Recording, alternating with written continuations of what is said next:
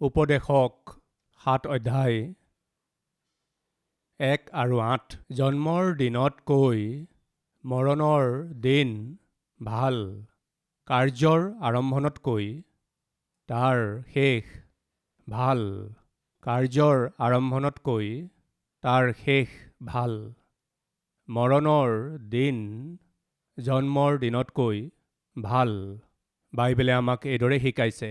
এই বাক্যকেই আধাৰ কৰি লৈ মই কেইটামান বিষয় আপোনালোকৰ আগত ক'ব বিচাৰিছোঁ।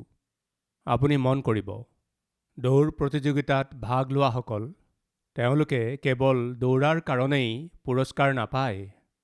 দৌৰোতে শেষলৈকে যদি দৌৰে আৰু জয়ী হ'লেহে পুৰস্কাৰ পাব।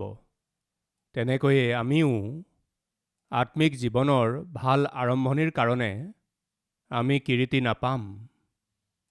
আত্মিক জীৱনটো ভালদৰে যাপন কৰি নিজৰ জীৱনৰ শেষ যদি আমি ভালদৰে কৰিব পাৰোঁ তেতিয়াহে আমি প্ৰতিফল পাম, তেতিয়াহে কিৰীতি পাম। এই কথাকেই পাচনি পৌলে তিমোথীলৈ লিখা 2খন পত্ৰত ভালদৰে কৈছে। পৌলে কৈছে, এটা কিৰীতি তোমাৰ বাবে আছে। সেই মুকুট কি? কিয় আছে সেইটো? আহক বাক্যত চাওঁ। তিমোথীলৈ লিখা 2খন পত্ৰৰ 4 অধ্যায়ৰ 7 পদৰ পৰা পঢ়ি আছোঁ। মই সেই উত্তম যুদ্ধত প্ৰাণপণ কৰিলোঁ, নিৰূপিত পথৰ শেষলৈকে দৌৰিলোঁ, বিশ্বাস ৰাখিলোঁ। এতিয়াৰ পৰাই মোৰ নিমিত্তে ধাৰ্মিকতাৰূপ কিৰীতি ৰাখি থোৱা হৈছে। কৈছে, মোৰ বাবে ধাৰ্মিকতাৰ কিৰীতি ৰাখি থোৱা হৈছে। কিয় ৰাখি থৈছে? কাৰণ নিজৰ দৌৰ শেষ কৰিলে। মই দৌৰিছোঁ বুলি কোৱা নাই। মই নিজৰ দৌৰৰ ভাল আৰম্ভণি কৰিলোঁ বুলি কোৱা নাই। মই ভালদৰে দৌৰিছোঁ বুলি কোৱা নাই। মই নিজৰ দৌৰ ভালদৰে শেষ কৰিলোঁ। মই যি দৌৰ আৰম্ভ কৰিলোঁ তাক মই ভালদৰে শেষো কৰিলোঁ। যি আত্মিক দৌৰত আমি দৌৰি আছোঁ বা যি আত্মিক জীৱন আমি যাপন কৰি আছোঁ, বাক্য অনুসৰি আমি তাতেই চলিব লাগে আৰু দৌৰিব লাগে। বাক্যৰ অনুসৰিহে জীয়াই থাকি শেষো কৰিব লাগে। তেতিয়াহে আমি ধাৰ্মিকতাৰ কিৰীতি পাম। পৌলে স্পষ্টকৈ কৈছে, মই দৌৰিলোঁ, নিজৰ মইমতালিৰে নহয়। আপুনি নিশ্চয় কাবাডীৰ খেল দেখিছে চাগৈ। তাত কিছুমানে চিটিং কৰে। কেৰম বৰ্ড খেলে, তাতো কিছুমানে চিটিং কৰে। ক্ৰিকেটো খেলে, তাতো চিটিং কৰে। চিটিং মানে কি জানে নহয়? নে নাজানে? তাৰ মানে কোনো নিয়ম নোহোৱাকৈ বা নিয়মৰ বাহিৰ হৈ তেওঁলোকৰেই নিয়ম, তেওঁলোকৰেই পদ্ধতি, নিজৰ মতে এইদৰে নিজৰ নিয়ম মতেই খেলাটো কোনো খেল নহয়। নিজৰ মইমতালিৰে চলাটো প্ৰকৃত জীৱন নহয়। তেনেকৈ আত্মিক জীৱনতো যদি মইমতালি কৰে, সেয়া আত্মিকতা নহয়। পৌলে কৈছে, মই যুঁজ দিলোঁ আৰু প্ৰাণপণ কৰিলোঁ। নিয়ম অনুসৰি যুঁজ দিলোঁ, সিদ্ধান্তক আধাৰ কৰি লৈ যুঁজিলোঁ। যদি কোনো খেলত আপুনি যোগ্য হ'ব লাগে, তেন্তে নিয়মৰ ভিতৰত থাকি খেলিলেহে কোৱালিফাই হ'ব। যদি আপুনি নিয়মৰ বাহিৰ হৈ খেলে, তেন্তে আপোনাক খেলৰ পৰা বাহিৰ কৰি দিয়া হ'ব। যদি কোনোবাই ফুটবল খেলে, তেন্তে তেওঁৰ মন সম্পূৰ্ণ ফুটবলত থাকিব লাগে। তাক এৰি কাৰোবাক লেং মাৰি তলত পেলাই দিয়াটো, যেতিয়া কোনোবাই জোৰকৈ যেতিয়া বল লৈ গৈ আছে, তাৰ ভৰিত নিজৰ ভৰি দি লেং মাৰি পেলাই দিয়াটো, তাক ফাউল বুলি কয়। তেনেকুৱা খেলুৱৈ কি কৰে? ৰেড কাৰ্ড দিয়ে। কিয়? কাৰণ তেওঁ নিয়মৰ ভিতৰত থাকি খেলা নাই। তেওঁ যুদ্ধ কৰি আছে, তেওঁ সংঘৰ্ষ কৰি আছে, খেলখন জয়ী হ'বলৈ প্ৰচেষ্টা কৰি আছে, কিন্তু নিয়মক সন্মুখত ৰাখি নিজৰ মইমতালিৰে খেলিছে, সেইকাৰণে তেওঁক উলিয়াই দিব। প্ৰিয় ভাই ভনীসকল, জীৱনটো এখন যুদ্ধই। প্ৰতিদিনে আমি শয়তানৰ সৈতে যুঁজিব লাগে। প্ৰতিদিন শাৰীৰিক লালসাৰ সৈতে যুঁজিব লাগে। প্ৰতিদিনে প্ৰলোভনৰ সৈতে আমি যুঁজিব লাগে। প্ৰায়েই সেই যুদ্ধ আমাৰ শৰীৰৰ ভিতৰতেই হয়। কেতিয়াবা সেই সংঘৰ্ষ পৰিয়ালৰ ভিতৰত হয়। স্বামী ভাৰ্যাৰ মাজত সংঘৰ্ষ, পৰিচৰ্যাত সংঘৰ্ষ, মণ্ডলীৰ ভিতৰত সংঘৰ্ষ, মণ্ডলীৰ লোকসকলৰ সৈতে সংঘৰ্ষ, মণ্ডলীৰ নেতাসকলৰ সৈতে সংঘৰ্ষ, বেমাৰৰ সৈতে সংঘৰ্ষ, আৰ্থিক অনাটনৰ সৈতে সংঘৰ্ষ, ভাই ভনীসকলৰ মাজত সংঘৰ্ষ, আত্মিকতাত সংঘৰ্ষ, এনেকুৱা অনেক ধৰণৰ যুদ্ধ আৰু সংঘৰ্ষক আমি প্ৰতিদিনে আমাৰ জীৱনত দেখিবলৈ পাওঁ।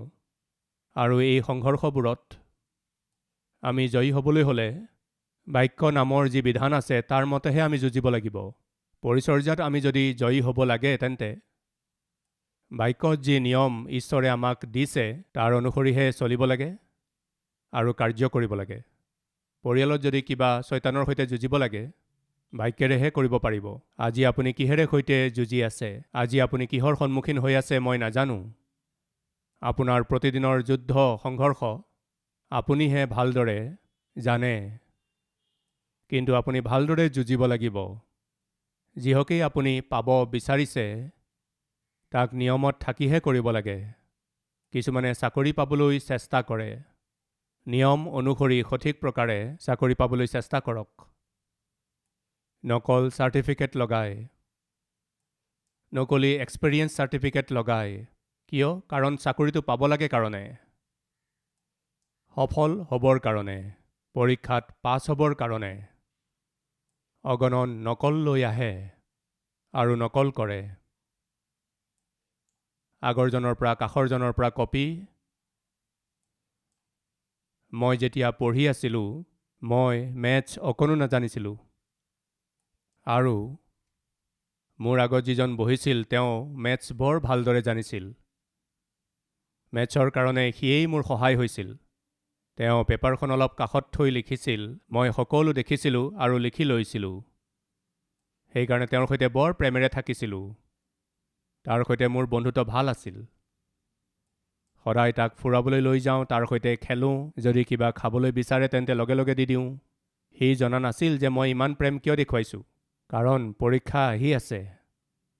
মই যদি কওঁ পেপাৰখন কাষত থৈ লিখাচোন, তেতিয়া সি লিখিব আৰু মই আৰামেৰে কপি কৰি লিখিব পাৰিম বুলি ভাবিছিলোঁ। মই নিজৰ পঢ়াত গুৰুত্ব দিয়া নাছিলোঁ, বৰং বন্ধুৰ জ্ঞানৰ ওপৰত গুৰুত্ব দিছিলোঁ। যিকোনো প্ৰকাৰে কপি কৰি মই পাছ হ'ম আৰু ভাল নম্বৰ পাম, এই বুলি মই চিটিঙকেই আধাৰ কৰি লৈছিলোঁ।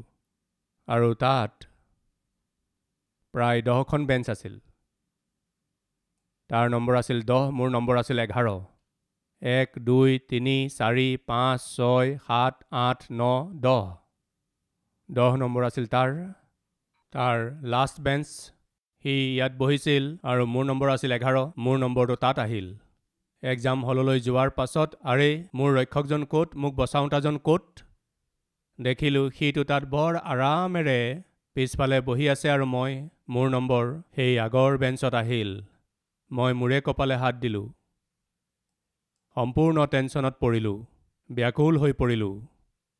আমি আমাৰ পৰিশ্ৰমত আমি নিজে পঢ়াকেই আধাৰ কৰি ল'ব লাগে, কপি কৰি পাছ হ'বলৈ নহয়। সৰুতে কপি কৰি পাছ কৰাৰ চেষ্টা কৰিলোঁ, মুখ দি পৰিলোঁ। তেতিয়া মই ভাবিলোঁ, মই কিয় পৰিশ্ৰম নকৰিলোঁ? পৰিশ্ৰম কৰি পঢ়িব পাৰিলোহেঁতেন নহয়। মই পৰিশ্ৰম নকৰোঁ, আনে পৰিশ্ৰম কৰি আছে আৰু মই তাৰ পৰিশ্ৰমক আধাৰ কৰি ল'ম আৰু পাছ মাৰ্কছ ল'ম। কিমান যে মূৰ্খৰ চিন্তা। এই ঘটনাই মোক এটা কথা শিকালে। কিবা পাবলৈ যদি বিচাৰিছে, জয়ী হ'বলৈ যদি বিচাৰিছে, যিকোনো ক্ষেত্ৰত হ'ব পাৰে। পঢ়া শুনাত সফল হ'ব লাগে, পঢ়াৰ পাছত ভাল চাকৰি বিচাৰিব লাগে, তাৰ পাছত ভাল ছোৱালী এজনী বিচাৰি বিয়া পাতিব লাগে, এটা সুন্দৰ সুখী পৰিয়াল হওক। যদি ব্যৱসায় কৰি আছে তেন্তে তাত ভাল লাভ পাব লাগে, ছেটেল হ'ব লাগে। ৰাতিপুৱা শুই উঠাৰ পৰা ৰাতি শোৱালৈকে মানুহে কিবা পাবলৈকেইতো পৰিশ্ৰম কৰি আছে, ব্যাকুল হৈ আছে। কিন্তু প্ৰশ্ন হৈছে, আপুনি যিটো বস্তু পাবলৈ প্ৰচেষ্টা কৰি আছে সেয়া নিয়মৰ অধীনত হয়নে? তাৰ পদ্ধতি ঠিকে আছেনে? যদি আপুনি অন্যায়েৰে ভুল পথেৰে কিবা যদি লাভ কৰে তেন্তে সদায় মনত ৰাখিব আপুনি তাৰ আনন্দ কেতিয়াও ভোগ কৰিব নোৱাৰিব। গতিকে মোৰ আপোনাৰ আমাৰ জীৱনত যেতিয়ালৈকে আমি জীয়াই আছোঁ প্ৰতিদিনে যি বিষয়ৰ কাৰণে আমি পৰিশ্ৰম কৰোঁ, চেষ্টা কৰোঁ, পাবলৈ চেষ্টা কৰোঁ, আমাৰ সেই চেষ্টা বাক্যমতে হওক, সেই প্ৰয়াসবোৰ নিয়মমতে হওক, পৰিশ্ৰম কৰক, প্ৰতিফল পাবই। পৌলেও তাকেই কৈছে, মই যুদ্ধত প্ৰাণপণ কৰিলোঁ, মই নিজ দৌৰ শেষ কৰিলোঁ, মই নিজৰ বিশ্বাস ৰাখিলোঁ। অলপ দিন ভাল আত্মিক জীৱন যাপন কৰিলোঁ, ভাল বিশ্বাসীৰ জীৱন যাপন কৰিলোঁ, আৰু এদিন বিশ্বাসক পণবন্দী কৰি পাপ কৰ্ম কৰি নিজৰ জীৱন নষ্ট নকৰিলোঁ। ঈশ্বৰে যি আত্মিকতা মোক দিলে তাক মই ৰক্ষা কৰিলোঁ। প্ৰভুৱে যি বিশ্বাস দিলে তাক সুৰক্ষাৰে ৰাখিলোঁ। ঈশ্বৰে মোৰ ওপৰত যি বিশ্বাস ৰাখিলে মই তাক কম হ'বলৈ নিদিলোঁ। প্ৰিয় ভাই ভনীসকল, সেইকাৰণেই ঈশ্বৰে মোক জীৱনৰূপ কিৰীটি দিব। বাইবেলে আমাক কৈছে, কাৰ্যৰ আৰম্ভণতকৈ কাৰ্যৰ শেষ ভাল। মানুহৰ মৃত্যুৰ দিন তেওঁৰ জন্মৰ দিনতকৈ ভাল। সেইকাৰণে ভাই ভনীসকল, এই জগতৰ যাত্ৰা আপোনাৰ জন্মদিনেৰে আৰম্ভ হ'ল, আৰু এই যাত্ৰা আপোনাৰ মৃত্যুত শেষ হ'ব। জন্মৰ বিষয়ে আপুনি আগতেই জানিছিলনে? সেই সন্তানটো এই জগতত কেতিয়া জন্ম হ'বলগীয়া আছে সেই সন্তানে জানেনে বাৰু? আৰে মই এই সময়ত জন্ম হ'ম। মই নিজৰ মাক কৈছিলোঁ নেকি, মা মই আহি আছোঁ? আপুনি নিজৰ মা দেউতাক এইবুলি কৈছিলনে? চোৱা, সোমবাৰে ৰাতিপুৱা 7 বজাত মই আহি যাম। আপুনি এইবুলি কৈছিল? নাই কোৱা। আপুনি আহোঁতে কৈ অহা নাছিল যে যাবৰ সময়তো কৈ যাব। যেনেকৈ আপুনি নোকোৱাকৈ হঠাতে এই জগতলৈ আহিল, তেনেকৈ আপুনি হঠাতে এদিন নোকোৱাকৈয়ে এই জগতখন এৰি গুচি যাব। সেইকাৰণে বাইবেলে কৈছে, আপোনাৰ জন্মদিনতকৈ আপোনাৰ মৃত্যুৰ দিন ভাল। কিন্তু আপুনি কেনেকৈ মৰিবলৈ গৈ আছে? কেনেকুৱা অৱস্থাত আপুনি মৰিবলৈ গৈ আছে? এই বিষয়ে নিশ্চয় ভাবিব। কাৰণ আপুনি মৰাৰ আগৰ আত্মিক অৱস্থাই নিশ্চিত কৰিব যে আপুনি স্বৰ্গলৈ যাব নে নৰকলৈ যাব। গীতমালাত দাউদে কৈছে, মোৰ মাতৃয়ে মোক পাপতেই গৰ্ভধাৰণ কৰিলে। ইয়াৰ অৰ্থ এনে নহয় যে পাপ কৰি তেওঁক জন্ম দিলে। আমি যেতিয়া জন্ম হওঁ তেতিয়া নিজেই আমি পাপত থাকি পাপী হৈয়েই জন্ম হওঁ। আৰে পালক মহোদয়, আপুনি এইদৰে কেনেকৈ কৈছে? যি শিশু এতিয়া জন্মিল তেওঁনো কি পাপ কৰিলে? মন দি শুনিব। আদম আৰু হাৱাই খাবলৈ মানা কৰা ফলটো যেতিয়া খালে তেওঁলোক শাপগ্ৰস্ত হ'ল। তেওঁলোক যেতিয়া শাপগ্ৰস্ত হ'ল, স্বামী স্ত্ৰী যেতিয়া শাপগ্ৰস্ত হ'ল, সেই অভিশাপ তেওঁলোকৰ সন্তানলৈকো আহিল। যেনে মোৰ জেপত এটা পাৰ্চ আছে। মই হঠাতে যেনিবা পুখুৰীত পৰিলোঁ। মই পুখুৰীত পৰিলোঁ আৰু মই ভিজিলোঁ। আপুনি কওকচোন, যিটো পাৰ্চ মোৰ জেপত আছে সেইটো ভিজিবনে নাই? ধৰক আপুনি বাপ্তিস্ম ল'বলৈ পানীত নামিছে আৰু আপোনাৰ জেপত পাৰ্চো আছে। কেৱল আপুনিহে ভিজিব নে আপোনাৰ পাৰ্চটোও ভিজিব? তেনেকৈয়ে আদি দম্পতীহাল শাপগ্ৰস্ত হ'ল কাৰণে তেওঁলোকৰ পৰা জন্ম হোৱা সন্তানো শাপগ্ৰস্ত হ'ল। সেইকাৰণেই মানুহৰ জন্ম পাপতেই হয়। পাপ কৰে কাৰণে পাপী নহয়, পাপী কাৰণেহে পাপ কৰে। সেইকাৰণে দাউদে কয়, মোৰ মাতৃয়ে পাপতেই গৰ্ভধাৰণ কৰিলে। সেইকাৰণে বাইবেলে কৈছে, ধাৰ্মিক কোনো নাই, এজনো নাই। আমি পাপতেই জন্ম হওঁ, পাপতেই চলোঁ। কিন্তু যদি পাপত মৰি যাওঁ তেন্তে আমি স্বৰ্গলৈ যাব নোৱাৰিম। কলৈ যাম? নৰকলৈ। পালক মহোদয়, যিজন পাপত জন্ম হ'ল আৰু যিজন পাপত জি আছে তেওঁতো পাপতেই মৰিব, আৰু যদি পাপতেই মৰে তেন্তে নৰকলৈকে যাব। য়েছ, এইদৰেই হ'ব লাগিছিল। যিজন পাপত জন্ম হ'ল, যিজন পাপতেই চলি আছে আৰু যিজন পাপতেই মৰি যায় তেওঁ নৰকলৈই যাব লাগে। কিন্তু আপুনি এইদৰে মৰাটো ঈশ্বৰে নিবিচাৰে। সেইকাৰণে আপুনি পাপত জন্ম হ'ল ঠিকেই, চলিছে ঠিকেই, কিন্তু আপুনি যাতে পাপত নমৰে সেইকাৰণে প্ৰভু যীশু খ্ৰীষ্টে নিজেই এই জগতলৈ আহিল। কিয় আহিল জানেনে? আপুনি যদি পাপত মৰে তেন্তে নৰকলৈ যাব, কিন্তু সেই পাপকেই যদি ক্ষমা কৰা হৈ যায় তেন্তে আপুনি নৰকলৈ নহয় স্বৰ্গলৈ যাব। কিন্তু তাৰ বাবে আপুনি মৰাৰ পূৰ্বেই আপোনাৰ পাপ ক্ষমা কৰা হোৱাৰ প্ৰয়োজন। নিজ পাপৰ পৰা যদি আপুনি মন পালটায় আৰু ক্ৰুচৰ ওপৰত যীশুখ্ৰীষ্টৰ মৃত্যুৰ ওপৰত বিশ্বাস কৰাৰ দ্বাৰাই আপুনি সেই নৰকৰ শাস্তিৰ পৰা ৰক্ষা পাব পাৰে। এটা উদাহৰণ, আপুনি নিজৰ বন্ধুৰ পৰা 1,00,000 টকা ধাৰ ল'লে। আপুনি ক'লে মই এমাহত ঘূৰাই দিম, কিন্তু যেতিয়া ঘূৰোৱাৰ সময় হ'ল সেই উৎসাহ আৰু নোহোৱা হ'ল, 90% নোহোৱা হ'ল। যেতিয়া টকা লাগে ইমান মৰমেৰে ইমান বিশ্বাসেৰে সৈতে পতিয়ন নিয়াব পৰাকৈ আপুনি তেওঁৰ সৈতে কথা পাতে, কিন্তু পইচা লোৱাৰ পাছত যেতিয়া ঘূৰাই দিয়াৰ সময় হয়, সেই দিন যেতিয়া আহে আপোনাৰ আওভাও সলনি হৈ যায়, চাল চলন সলনি হৈ যায়, আনকি আপোনাৰ চেলফোনৰ নম্বৰো সলনি হৈ যায়। এনেকুৱা হয়নে নহয় বাৰু? হয়। বন্ধুৱে যেতিয়া পইচা উভতাই খুজিবলৈ আহে, আৰে পইচা ল'বৰ সময়ততো তুমি ঘৰলৈ আহিছিলা, এতিয়া এমাহ হৈ গ'ল, ঘূৰাই দিব লাগিছিল নহয়। তুমি আহি দিবা বুলি অপেক্ষা কৰি আছিলোঁ, কিন্তু তোমাৰতো একো ঠিকনাই নাই, সেইকাৰণে আজি মই আহিব লগা হ'ল।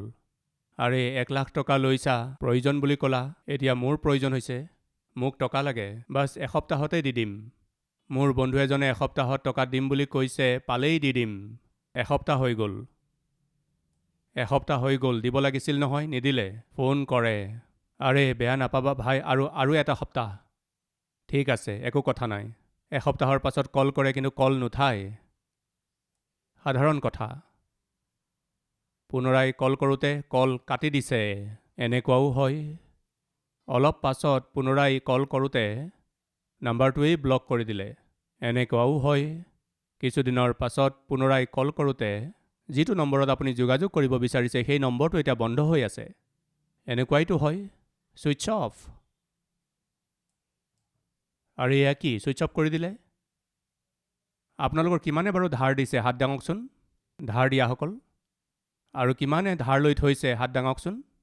আৰু একো কথা নাই, কওকচোন, ধাৰ দিয়াসকলে হাত দাঙক। ৰাইট, বাইবেলে কৈছে তুমি ধাৰ দিওঁতা হ'বা, কিন্তু ধাৰ লওঁতা নহ'বা। কিন্তু আমি ইয়াত কি দেখিবলৈ পাইছোঁ? ধাৰ দিয়াসকলতকৈ লওঁতাসকল অধিক আছে। বাৰু ঠিক আছে, আমি কাহিনীটোলৈ আহিছোঁ। এদিন ধাৰ লওঁতাজনক লগ পোৱা যায়। তাক ধৰি, কিয় ভাই, তুমি 1 মাহতে দিম বুলি কৈছিলা, এতিয়া 3 মাহ হৈ গ'ল, ফোন ছুইচ অফ, ঘৰত সদায় তলা, মোক মোৰ টকা এতিয়াই লাগে, এই বুলি আপুনি তাক ধৰি ল'লে। আৰু তেওঁ কেইবাটাও কাহিনী আপোনাক শুনাই গৈ আছে, এক্সকিউজ দি আছে। আপোনাৰ বহুত খং উঠি যায়। আপুনি বিশ্বাস কৰি টকা দিলে, এওঁ টকা ঘূৰোৱা নাই আৰু কাহিনী শুনাই আছে, আপোনাৰ খং উঠিছে, আপুনি হাত উঠাই দিলে। এইবোৰ চাই থকা আৰু এজন বন্ধু দৌৰি আহে আৰু আৰে কি হ'ল, কিয় কাজিয়া কৰি আছা? আৰে এওঁ মোৰ পৰা 1,00,000 টকা ধাৰ ল'লে, মই সন্তানৰ ফিজ দিবলৈ থৈছিলোঁ সেই টকা।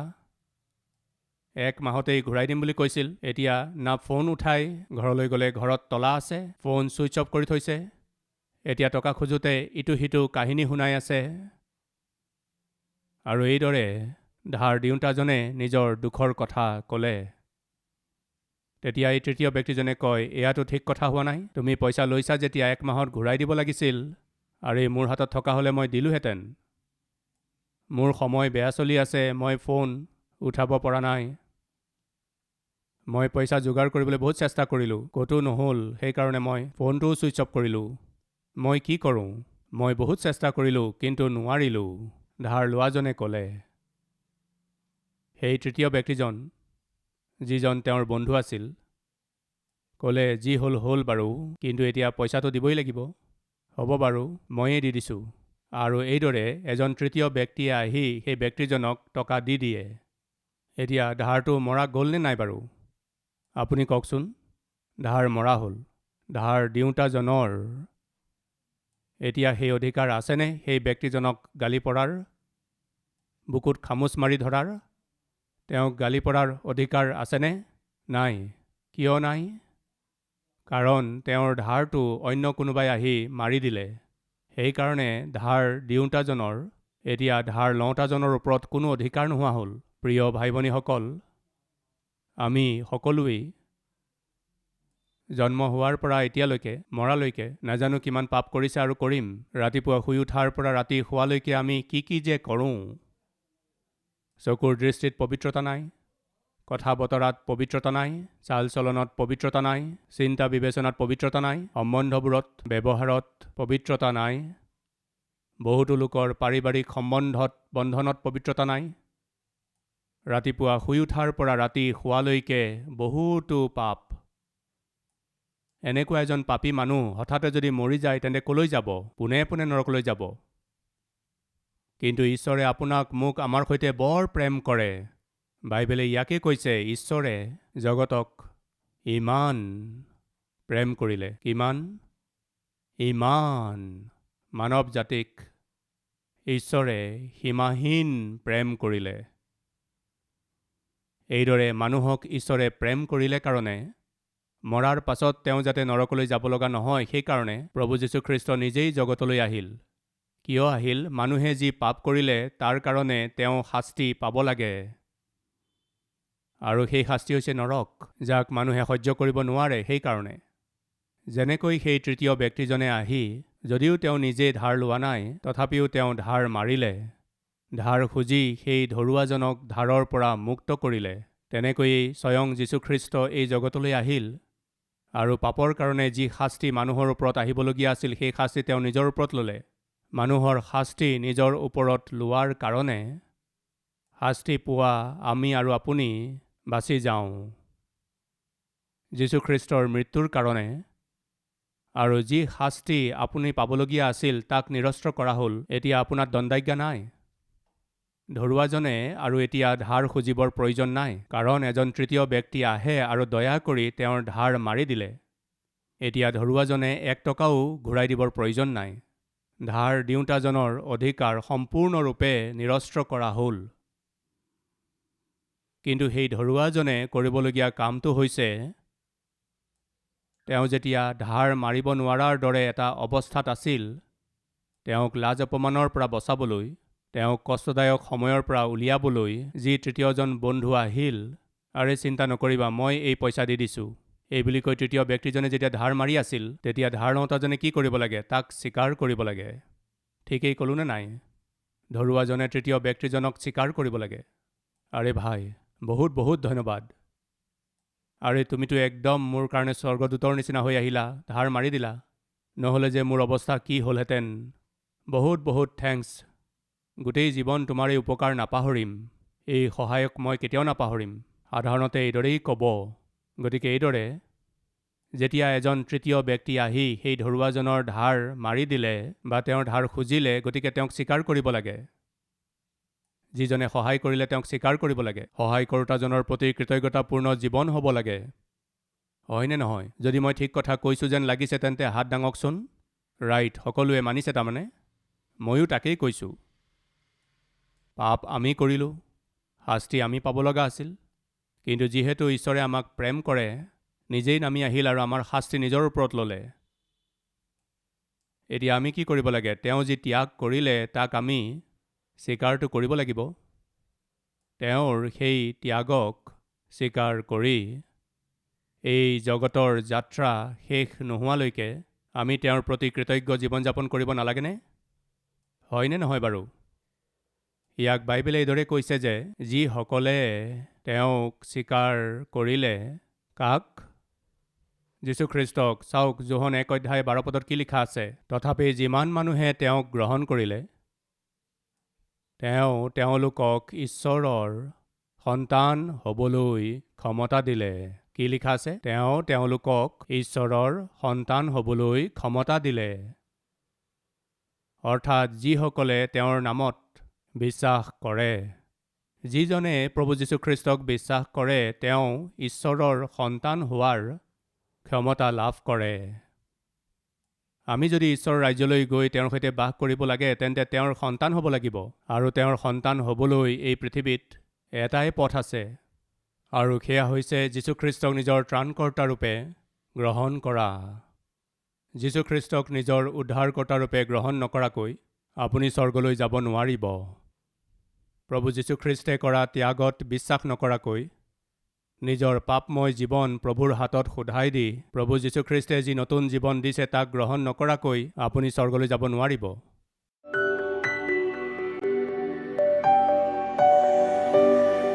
পবিত্ৰ পিতৃ, আজি প্ৰাৰ্থনা কৰি থকা প্ৰত্যেককে আপুনি চুৱক, প্ৰত্যেককে আপুনি ক্ষমা কৰক। পিতৃ, আপুনি অসীম প্ৰেম কৰিলে, নিজৰ প্ৰাণ পৰ্যন্ত দিলে, তেওঁলোকক মূল্য দি মুক্ত কৰিলে, আমাৰ ওপৰত থকা অভিশাপ নিজৰ ওপৰত ল'লে, আমাৰ হৈ মৰিল, আমাৰ পাপ অভিশাপক আঁতৰাই আমাক এটা নতুন জীৱন দিলে। এজন পাপী হিচাপে নহৈ এজন পবিত্ৰ লোক হৈ জীৱনৰ যাত্ৰা শেষ কৰিবৰ বাবে স্বৰ্গৰ পথ আমালৈ প্ৰস্তুত কৰাৰ বাবে আপুনি সকলো কৰিলে। মূৰৰ পৰা ভৰিলৈকে থকা সকলোবোৰ পাপ দূৰ কৰক। পিতৃ, আমাৰ প্ৰাৰ্থনাৰ উত্তৰ দিয়ক। অনন্ত জীৱনৰ উত্তৰাধিকাৰী হ'বলৈ আমাক সলনি কৰক। পিতৃ, জীৱন পুস্তকত প্ৰত্যেকৰে নাম লিখক। পিতৃ, আজি যিমান লোকসকলে প্ৰাৰ্থনা কৰি আছে তেওঁলোকক এটা নতুন মন, নতুন চিন্তা, এটা নতুন জীৱন দিয়ক। পিতৃ, কাৰ্যৰ আৰম্ভণতকৈ শেষ উত্তম, জন্মৰ দিনতকৈ মৰণৰ দিন উত্তম। পিতৃ, আমাৰ মৃত্যুৰ দিন আমালৈ মংগলৰ দিন হওক, অমংগলৰ নহয়। আমি স্বৰ্গলৈ যেন যাব পাৰোঁ, নৰকলৈ নাযাওঁ। প্ৰাৰ্থনা কৰি থকা প্ৰতিজনকে গোটেই জীৱন আপোনাৰ সন্তান হৈ জীয়াই থকাৰ অনুগ্ৰহ তেওঁলোকক দিয়ক। প্ৰাৰ্থনা যীশুৰ নামত মাগিছোঁ, শুনক আৰু গ্ৰহণ কৰক। পিতৃ, আমেন। हमारा address Calvary, post box number 30, Kukatpally, Hyderabad 72।